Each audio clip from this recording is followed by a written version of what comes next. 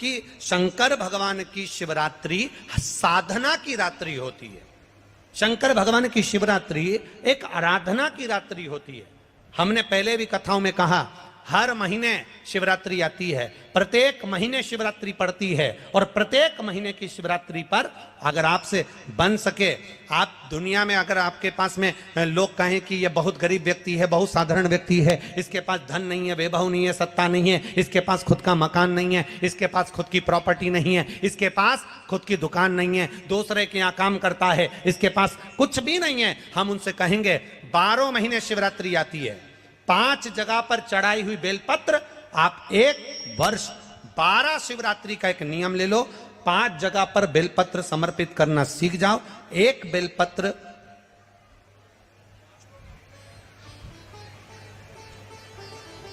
ये शिवलिंग, ये जलाधारी, बहुत ध्यान से देखना, ये चरण जहां से जल नीचे गिरता है, गणेश जी का स्थान, कार्तिकेय जी का स्थान, ये हस्तकमल माता पार्वती जी का हाथ हस्तकमल, शिवलिंग भगवान शंकर का स्थान। ऊपर से जो एक एक बूंद जल शिवलिंग के ऊपर गिर रहा है, शंकर भगवान की 5 बेटियां जया, विषहरा, शामरीबारी, दौतली, देव।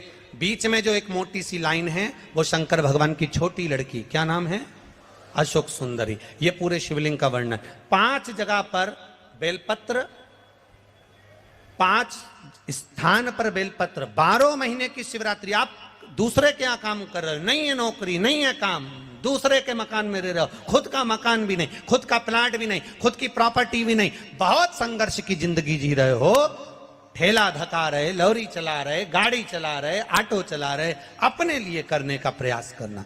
घर में जितने सदस्य हैं, 12 महीने शिवरात्रि आती है, एक बेलपत्र अशोक सुंदरी वाली जगह पर, डंडी का मुंह नीचे की ओर। दूसरी बेलपत्र माता पार्वती जी के हस्त कमल पर, ये 2 पत्ती जो होती है, इस पत्ती के 2 भाग शिवलिंग के बीच में हो। तीसरी बेलपत्र भगवान शंकर के शिवलिंग पर, डंडी का भाग आपके विपरीत दिशा में हो, विपरीत दिशा। चौथी बेलपत्र भगवान शंकर का जहां से जल बहकर जाता है, जमीन पर जो जल बहता है, जमीन पे से जो जल बहकर जाता है, चौथी बेलपत्र उस जमीन के जल पर जहां से वो पानी बहकर जा रहा है, पूरे शिवलिंग को छोड़कर जहां से पानी जमीन पर बहकर जा रहा है उस स्थान पर। और 5वीं बेलपत्र नंदी का जो पांव ऊपर उठा हुआ है, उस पांव के पास में 5वीं बेलपत्र समर्पित करना। एक शिवरात्रि से लेकर 12 शिवरात्रि जो 1 वर्ष तक कर लेता है, 1 वर्ष अपनी कड़ी मेहनत के साथ में मेहनत पूरी करना। और ये 5 बेलपत्र हर महीने जो शिवरात्रि आती है उस पे समर्पित करना प्रारंभ कर दीजिए और मेहनत करना प्रारंभ कर दीजिए। आपको आपके कर्म का फल मिलेगा। साल भर के अंदर आप अच्छे बनकर बैठ सकते हैं। वो केवल शिवरात्रि के दिन करने का होता है। कहते हैं जिसका व्यापार ना चले, व्यवसाय ना चल रहा हो, बहुत ज्यादा कष्ट में जीवन निकल रहा हो और बहुत ही ज्यादा तकलीफ हो रही हो, तो धतूरे को हल्दी में डुबोकर शंकर भगवान को शिवरात्रि के दिन रात को 12 बजे समर्पित करें। उस धतूरे को वापस उठा लाएं 5-10 मिनट के बाद, श्री शिवाय नमस्तुभ्यम बोलकर लाल कपड़े में उसको बांधकर व्यापार वाली जगह में कहीं पर भी उसको बांध दिया जाए। व्यापार पीछे नहीं हटता, व्यापार अग्रण्य भाव में बढ़ता चले जाता है। महाराज उस धतूरे को केवल परंतु शिवरात्रि के दिन रात को 12 बजे ही किया जाए, हल्दी में डुबोना पड़ता है।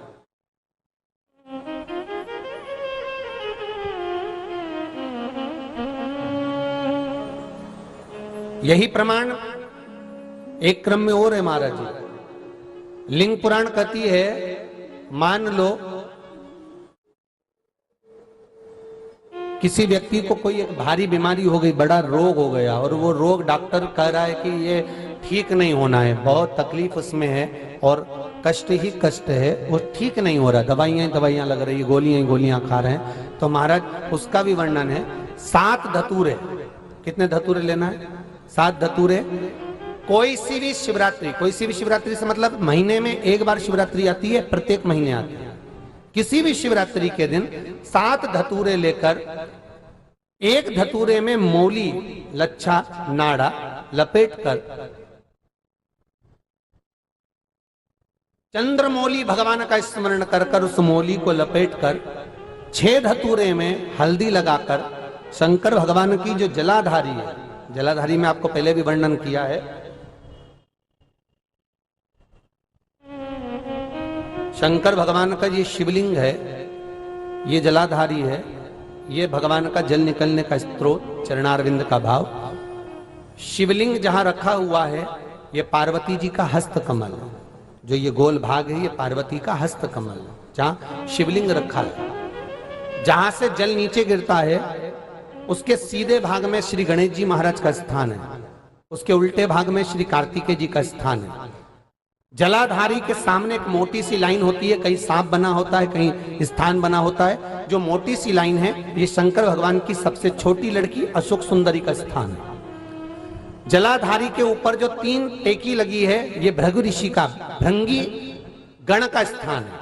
इसके ऊपर जो कलश है, कलश में जो पानी भरा जाता है वो पानी जो बूंद बूंद नीचे गिरता है ये शंकर भगवान की 5 लड़कियों का स्थान है। जया, विषहरा, सामरीबारी, धोतली और देव, ये 5 लड़कियों का स्थान है। शंकर भगवान का संपूर्ण परिवार शिवलिंग के सामने से जहां से जल चालू होता है गिरने के लिए नीचे की ओर जब जल जाता है उस स्थान पर भगवान शंकर के सारे गणों का स्थान है। फिर जब जल बहकर सामने की ओर जाता है, जितनी दूर तक जल जाता है उतनी दूर तक भगवान शंकर के उस जल भाग को ग्रहण करने के लिए 33 कोटि देवताओं का स्थान है। इसलिए उस जल को हम लांघते नहीं है क्योंकि वहां 33 कोटि देवता विराजमान रहते हैं महाराज। तो जो बीमारी डॉक्टर ने बता दी और बहुत बड़ा रोग हो गया और शरीर में कष्ट है, ठीक नहीं हो रहा, चाहे लीवर से जुड़ा हो, चाहे किडनी से जुड़ा हो, चाहे कैंसर से जुड़ा हो, और मान लो शरीर में कहीं गांठ भी हो गई है और वो मिटी नहीं रही हो, तो महाराज निवेदन है 7 धतूरे, 1 धतूरे पर मौली लपेटकर वो शंकर जी के शिवलिंग के ऊपर चढ़ाना। 6 धतूरे, उसमें से 1 धतूरा भगवान श्री गणेश जी का स्थान, दूसरा धतूरा श्री कार्तिकेय जी का स्थान, तीसरा धतूरा अशोक सुंदरी का स्थान। महाराज शंकर भगवान की जगदम्बा जी के हस्त कमल के ऊपर 1 धतूरा। अच्छा, 1 धतूरा जहां से जल नीचे की ओर बहकर जा रहा हो, पानी जिस जगह से नीचे गिर रहा हो बिल्कुल वहीं पर 1 धतूरा चढ़ा देना है। उस धतूरे को चढ़ाने के बाद वो धतूरा वापिस लेकर आना है। अवधूतेश्वर महादेव का नाम लेकर या चंपेश्वर महादेव का नाम लेकर उस धतूरे को जो बीमार व्यक्ति है उसका स्पर्श कराकर बेलपत्री के पेड़ के नीचे पटकवा देना है महाराज। धीरे धीरे रोग में आराम मिलना प्रारंभ हो जाता है, औषधियां धीरे धीरे समाप्त हो जाती हैं और व्यक्ति स्वस्थ हो जाता है। ये केवल शिवरात्रि के दिन ही होता। भगवान शंकर का पावन चरित्र कह रहा है। एकांबरेश्वर महादेव कांचीपुरम में, तमिलनाडु में, भारत की भूमि पर दुनिया के सबसे विशाल मंदिरों में, जो विशाल मंदिरों की गणना होती है, उन विशाल मंदिरों में सबसे बड़े मंदिर की गणना में कांचीपुरम का ये तमिलनाडु का मंदिर एकांबरेश्वर महादेव का आता है। एकांबरेश्वर, जहां पर पाषाण का शिवलिंग नहीं है, जहां पत्थर का शिवलिंग नहीं है, जहां सोना और चांदी का शिवलिंग नहीं है, जहां हीरे पन्ने का शिवलिंग नहीं है, जहां पर मिट्टी का पार्थिव शिवलिंग की पूजन होता है। अब जरा विचार करिएगा, गुरुजी क्या बात कर रहे हो, ये पार्थिव शिवलिंग, मिट्टी का शिवलिंग जहां एकांबरेश्वर महादेव के मंदिर में पूजा जाता है, वहां क्या वो शिवलिंग मिट्टी का फटा नहीं होगा? क्या उसमें दरार नहीं पड़ी होगी? क्या वो मिट्टी का शिवलिंग बेकार नहीं हुआ होगा? हम जब पार्थिव शिवलिंग का निर्माण करते हैं तब उस समय उसमें हम बहुत से पदार्थ डाल देते हैं। आप कुछ डालें ना डालें, 2 चीजें मिट्टी के अंदर अवश्य डालें, एक मक्खन या दूध या गाय का, जम के बोलो, घी, और दूसरा भस्म। ये 2 चीजें क्यों डालना चाहिए? कि शिवलिंग अच्छा बनेगा, शिवलिंग पक्का रहेगा, दरार नहीं पड़ेगी, उसके लिए डालना चाहिए क्या? ना ना ना, पार्थिव शिवलिंग का निर्माण करने वाले 2 चीजों का स्मरण अवश्य रखें। पहला, मिट्टी के अंदर जब हम मक्खन, दूध या गाय का घी डालकर शिवलिंग का निर्माण करते हैं। जिसके घर में वंश नहीं बढ़ता, 20 साल 25 साल 15 साल 12 साल हो गए हों और जिसके घर में बच्चा ना हुआ हो, हम उनसे भी निवेदन करेंगे कि प्रत्येक प्रदोष, प्रत्येक शिवरात्रि, हर महीने प्रदोष आती है, हर महीने शिवरात्रि आती है, प्रत्येक शिवरात्रि प्रत्येक प्रदोष को आप मिट्टी के अंदर मक्खन या गाय का दूध या गाय का घी, देसी गाय का मिलाकर शिवलिंग बनाकर उसकी पूजन करना प्रारंभ करें। 1 साल पूरा नहीं होगा, भले 20 साल हो गए होंगे, पर आपका गर्भ जरूर ठहरेगा, ये निश्चित था। भले 20 साल हो गए, 22 साल हो गए, 25 साल हो गए, डॉक्टर ने मना कर दिया नहीं होगा, फिर भी आप बाबा पर भरोसा, बोल बम का नारा है, बाबा है। आप विश्वास के साथ शिव की आराधना करिए। गाय, देसी गौ माता का दूध, मक्खन, घी, ये हमारे मिट्टी के अंदर मिलाकर जब हम शिवलिंग, पड़ोसी कितना भी बोलता रहे उसका कोई जवाब मत दो। आप कथा सुनने आए हो, बड़ी मेहनत से धूप में चलकर आए हो, 500 रुपए खर्च कर कर यहां पहुंचे हो, दिल से सुनना तो बाबा दिल से तुम्हारी झोली भर कर भेजेगा। समय बर्बाद मत करना बिल्कुल भी।